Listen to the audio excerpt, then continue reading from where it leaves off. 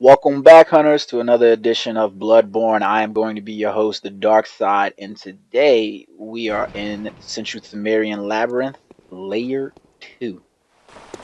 Ah, man. Okay, so the reason why I like coming to Central Pthumerian Labyrinth Layer 2 is because, to be honest with you, my probably my most favorite outfit, or fashion souls piece, I guess, is inside this area.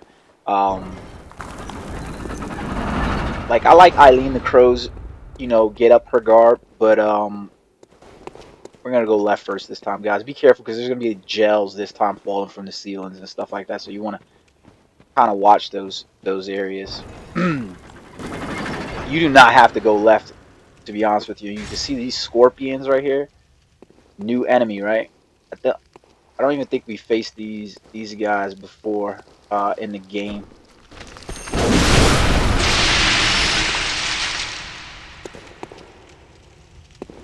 Yeah, they they can be pains in the ass, but to be perfectly honest with you, one of the reasons why I really do enjoy the Hunter's Axe is because of its multi tool set.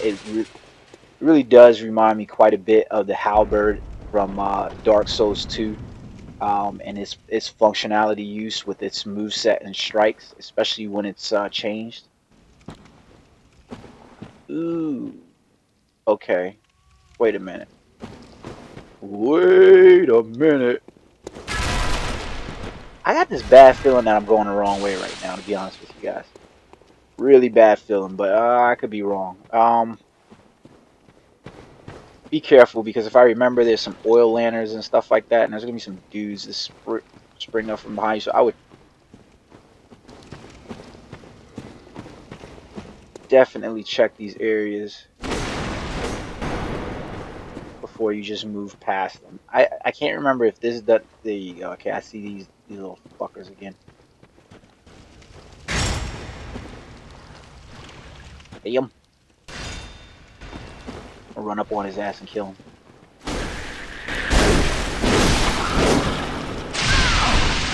Oh. I got caught by the gel.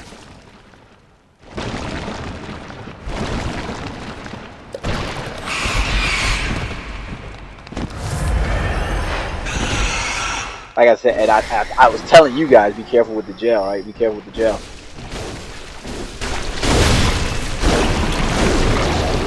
The gel really reminds me of what was his name? Gravelord Nito, I think it was when you fought him.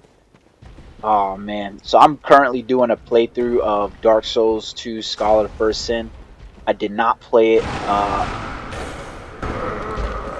I did not play it when it got released in March because, well, to be quite frankly honest, I got caught up with Bloodborne, and at that point, it was just well, Bloodborne's out, and the graphics were just so amazing to me. Anyways, it was amazing to me, and I'm pretty sure a lot of other people were amazed by the graphics. And I'm not gonna sit here and pretend like Bloodborne can take the place of Dark Souls. Like you know, it's just such a great game that it kind of made me just kind of the gameplay was so different. Is basically what it boiled down to. That it kind of made me sort of forget about playing Scholar of First Sin.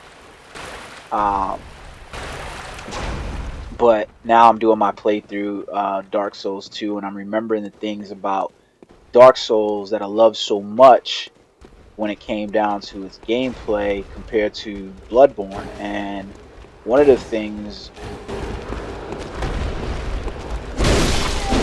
one of the things, uh, definitely was the damn caught me was the weapons, and the outfits. I think one of the biggest complaints that people have had about Bloodborne has literally been that there's not enough weapons, there's not enough. How the hell did I miss that?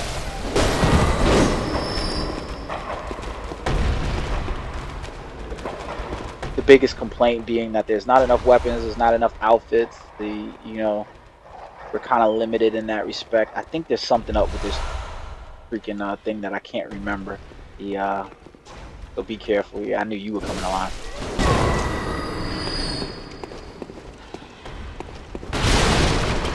trying to recall, but I think there's something up with that casket. If I were you, I'd be careful about it. Let's find out. I'm pretty positive something's off with it. Huh?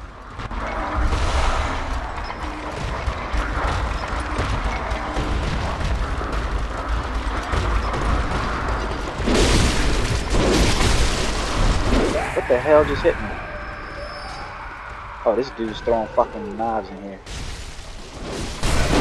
Stop trying to poison him, motherfucker, son.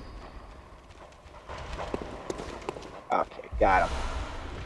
Was the lack of weapons in this game, which, I mean, I guess that's a fair assessment. There is quite, I mean, okay, so to me, the difference with the weapons situation in the games is that, in my opinion, there are 10 really useful weapons in this game.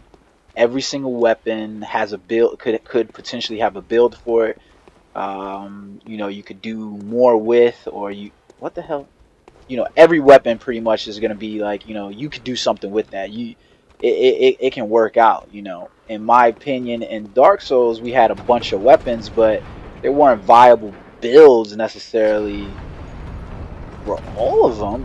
Like, I mean, at least that's my opinion. There wasn't a viable build for every single weapon, and it was literally that it came down to certain weapons inside Dark Souls and in Dark Souls 2 that were like, especially when you talked about you talked about PvP. It was like, well, this weapon right here is the weapon I'm going to use for this, and this weapon right here, and we all knew which weapons those were that were going to be valid builds, and the weapons that were just OP that were going to piss people off, like, I mean, how many times, before I go to that door up there, because that's where we need to go back over there, I wanted to come over here because I couldn't remember if I forgot anything. Um, there were weapons in that game that were just like OP'd as hell. Like, if you guys remember, the Butcher's Blade, the Washing Pole, the Chaos Blade, these were weapons that you were literally looking at inside Dark Souls 2, and you're like, yeah, everybody's gonna use this. The Warp Sword, what Ornstein's spear, you know, the Partisan. There were just so many different weapons in the game, but realistically, there were only quite a few. And this one, we only get a few weapons, but you kind of get different weapons. In my opinion, something's gonna be on this other side of the door, and I can't remember what. Yeah, I fucking knew it.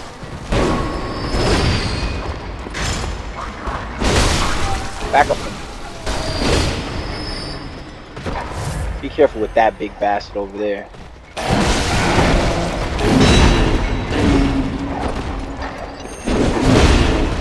Oh shit, I fell.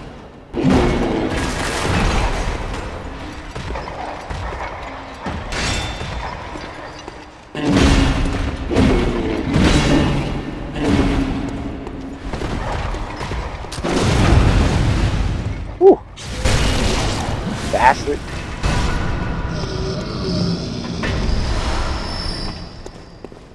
But there were quite a few weapons in my opinion. Look at this. What the hell happened to him? Like he's stuck on a ladder. Funny. There's quite a few weapons, but realistically, none of them that there were. You knew which ones were good and which one weren't, and when you realistically boiled it down, there was only but a handful of weapons that you could really see conceivably using, especially if you were going to get into the arena of PvP. In this regard, to me, Bloodborne, whoa, that motherfucker came out of nowhere. In this regard, Bloodborne to me has just as many weapons and skills, at his disposal as Witchercall did, because, yeah, look, we get to play with a variety of different weapons. Woo, missed me. A variety of different weapons that, for the most part, all work. They all work in some fashion or way, towards a build. So I kind of like that. I guess in that opinion, it's what do you prefer, quantity or quality? And for me, Bloodborne has quality as far as weapons that I prefer, or that I like. Look at this dead bastard over here trying to trick me. I think he was the last one.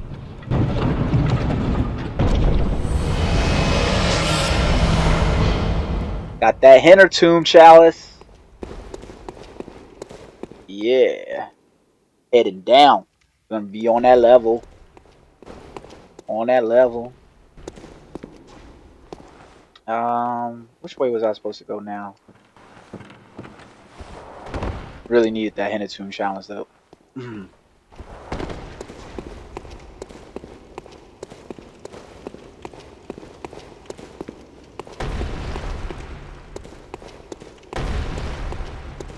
Here's something.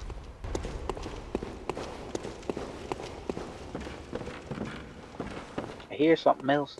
I hear him. No, I missed him.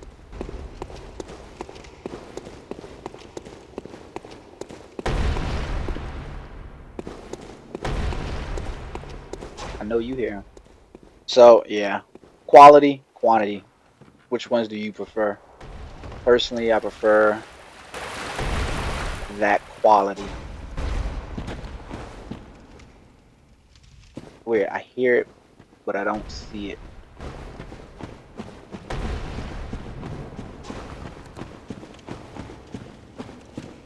I don't know if you guys can hear it as well as I can. Yeah, I don't know. I hear it, but I just don't see it, so it's not. It's weird. Hopefully, I'm not missing it. But okay, we got the Hinter Tomb challenge, which was important. You know what? Before I fucking forget, because I know I forgot. I've been forgetting in a couple of videos. I'll show you what the Hinter Tomb chalice says. Chalice that breaks a labyrinth seal. Hinter tombs are peripheral catacombs of the old underground labyrinth. To this day, the Watchers continue to expand the Hinter tombs, unceremonious catacombs filled with the graves and death. We are headed there. Yes, my friends, we are.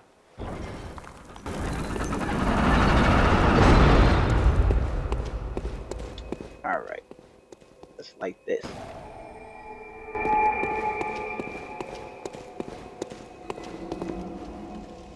Look at all these dead bastards in here. Oh, I hate that. Now,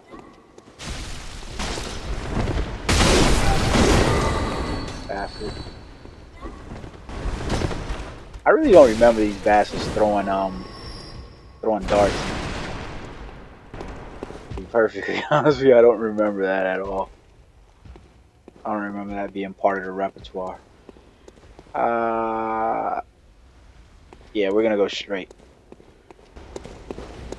instead of right.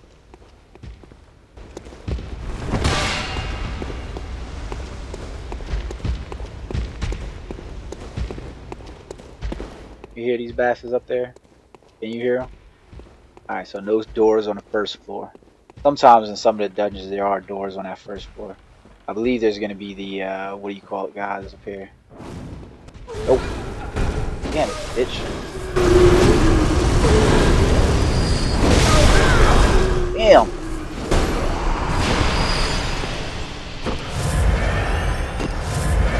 Whew.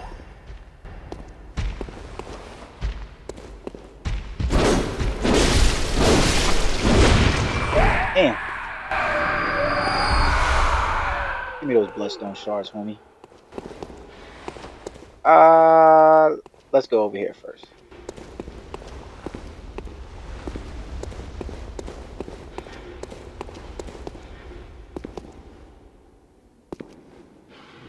Look at that. We're gonna go in here first, bro.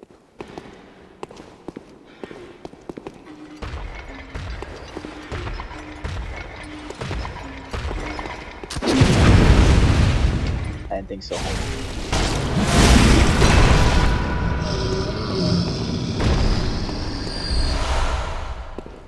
Now, I will say this. I think the one thing that really needs to be fixed as far as these weapons are concerned inside Bloodborne is the balancing of them. There seems to be a really big problem with balancing. Like, for instance, in this one, building the arcane build, that shit's kind of whack, to be honest. Like, there's only but so many offensive arcane spells in the game, and none of them really, thing out, build me, like. None of them really say to you, you know what, I want to make this build, arcane build, especially with there just being so few. It's just four arcane spells. Like that's really just what it is. It's just four arcane spell builds in the game, and so there's nothing really saying, hey, let's build an arcane build inside the game. And then when you get to, I don't think I'll be able to drop down and get his ass. We'll find out.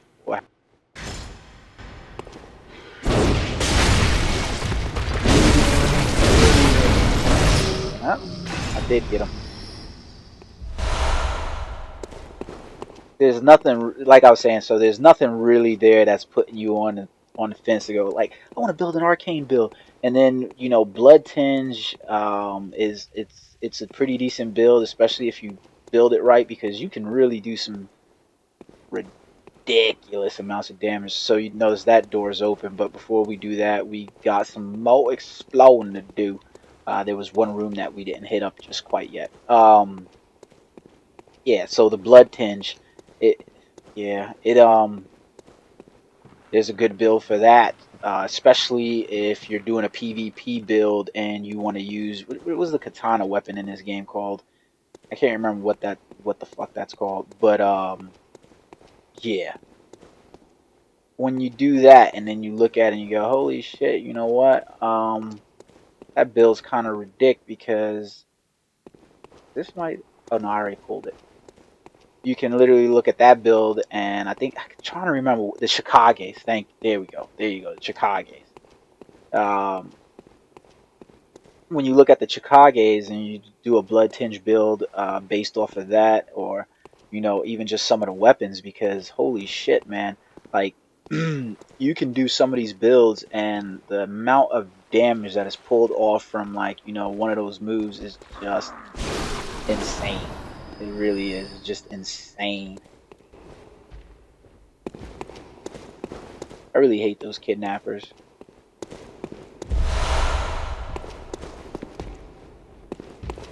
Like, I'm not joking. I hate them. I think the kidnappers are probably my single reason for wanting to, like, every time I play, to get like a high vitality, no matter what the build is, because they are a pain in the fucking ding dong. All right, so I think we've got all of them, right? I think that would have been our last. No, almost forgot something. There we go. Molotov cocktails. Molotov. All right, that should have been it. That should have been it. Yeah.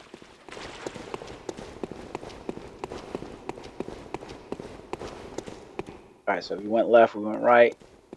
I don't think I missed anything in here. Now we can take our butts through the door, and we can go fight my favorite guy.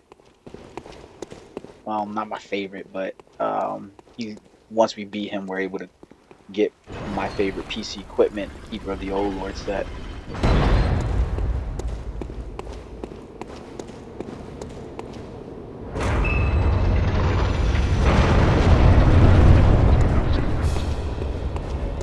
And this guy, for all intents and purposes, treat him like a hunter.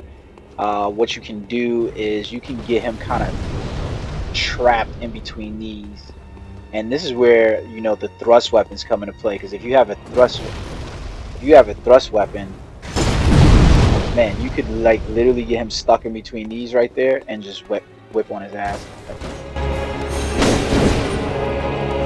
Like, I'm kind of trying to do it right now to make it easier.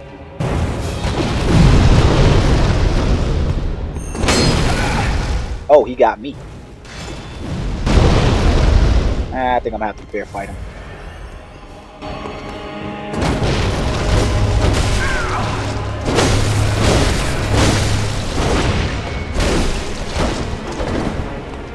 He is relatively easy to parry to, so that's a move you can do. But I would suggest, if you're trying to make the battle easiest for you without having to worry about dying. Oh shit, he caught me. Is use the wall and try to bait him around the wall, kind of the same way you probably fought. What was the hunter that we fought in Bergenworth? And I used the staircase as a perfect example to how to fight her, because this seemed to be the easiest. Shit. Fuck, gotta get out of there.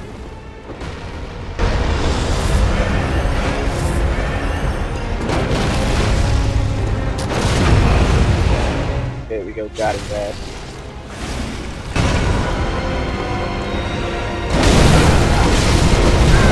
Oh shit!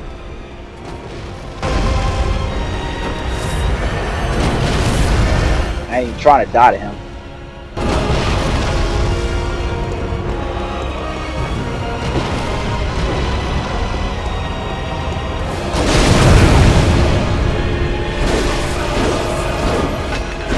Alright, got his ass. And now we got the Central Pthumerian Root Chalice. So we got the Hintertone Chalice and the Center Pthumerian Root Chalice. It's perfect.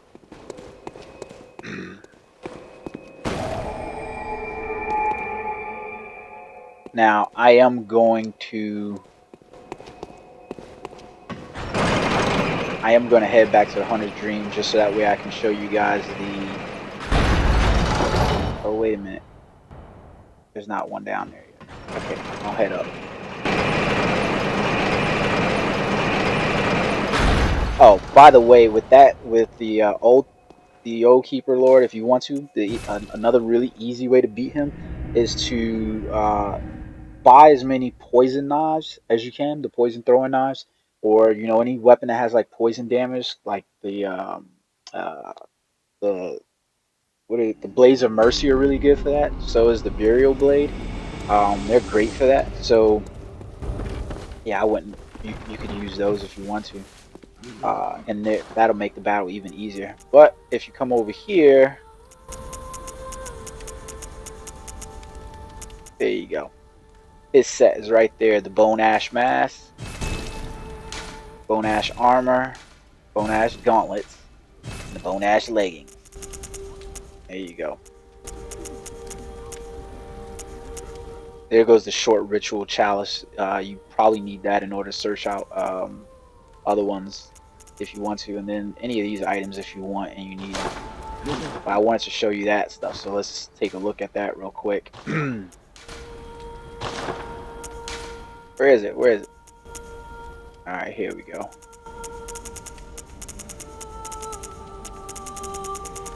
Where is it? Should have just, there we go, okay. So here goes the full set for that, so let's take a look. The keepers who mined the slumbering great ones gained eternal life, preserved in ashen form in a ceremony of flame that cremated body and soul. The long pointed hat is a symbol of the old keepers and is considered evidence of their companionship forged in a certain sin. See, that's interesting. So, and if you keep reading the other pieces, like that was the hat, and if you read the piece here. Now their frail armor is white and sinewy, a window into an arcane lost art. So I'm wondering if at some point we're going to be able to get different, uh, different with DLC. I know the game has some intended planned DLC, so I'm wondering if we're gonna actually get that DLC, and if it's gonna be available to us there for that. Ugh, look at those gloves. I'll put it on a full set so that way you guys can see it, and then I'll end this video. It realistically, this is probably my favorite set in the game, uh, other than the Executioner's robe for purposes of actually playing through the game. But I just love this set. Now, I feel like I look like a Grim Reaper wearing this set, to be honest with you. It's probably why I like it so much. There you guys go. So now we got the Bone Ash set. The next time we'll pick up and we'll be back at Central Pthumerian Layer 3, where we'll fight a Pthumerian Elder. Interesting stuff there. Alright, guys.